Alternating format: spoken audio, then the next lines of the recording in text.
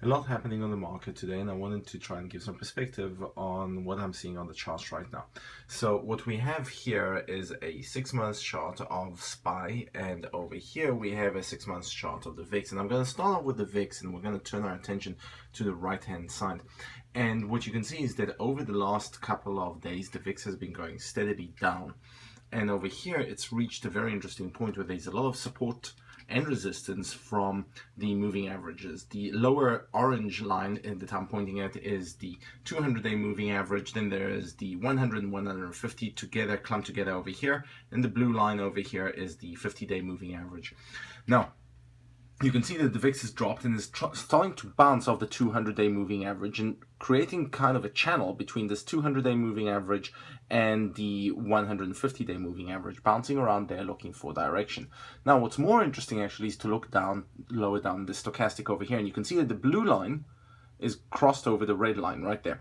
Now, if we look at the past, let's look at what happens when the blue line crossed over the red line. So here we have one of these situations, very similar to what we have right now. Here we have one of these situations over here, and we can see that that precipitated a big jump in the VIX. Let's look back again over here. Blue line crosses over red line, again similar to what we have right now. And when we look up, big jump in the VIX. So every time that the blue line has crossed over the red line on the way up, big jump in the VIX. Here we go again. This time took a while longer to get there, but eventually we did get a jump in the VIX from this baseline over here.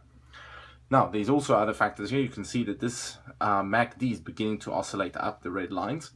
And over here, we can see that the relative strength indicator is also hovering near the oversold territory. Now, so let's apply this to the SPY, which of course the VIX tracks the volatility of the SPY. And we can see that overall this has been matched rather nicely. Of course, on the other side, the SPY is kind of high right now. And you can see the blue line is trending down over the red line. And you're beginning to see that also the RSI is getting a bit high. And overall, this blue line trending down on red line on SPY has matched with some nice drops. Here we go again. Blue line's trending down, took a while, but we got a drop.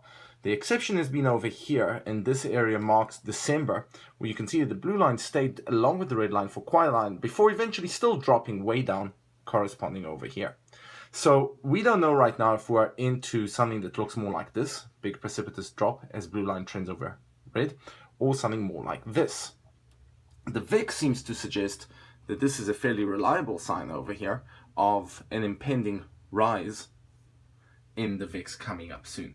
Just one more perspective we're going to give you on the QQQ over here, which is of course the analogous of the NDX, and you can see the QQQ is in a slightly different position. Over here, the QQQ is hitting a resistance, the blue line, which is the 50-day moving average, and trying to bounce over that. You're beginning to see some trend reversals over here, but this is hardly confirmed. And you can see that this is still staying way green. This is only beginning to cross over. So I don't know that the Qs are giving quite the same signal as the VIX, which is beginning to flash a signal which it wants to go up.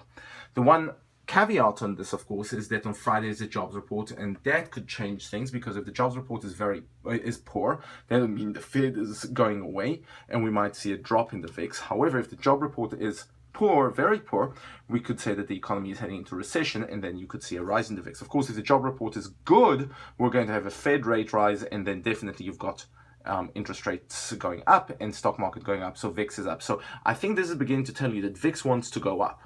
And the question is, of course, how to take advantage of that. You could either simply buy outright SPY or QQQ puts. That is usually the best way to do it, about 2 or 3 months out, 3 stops out of the money, and that usually does the trick.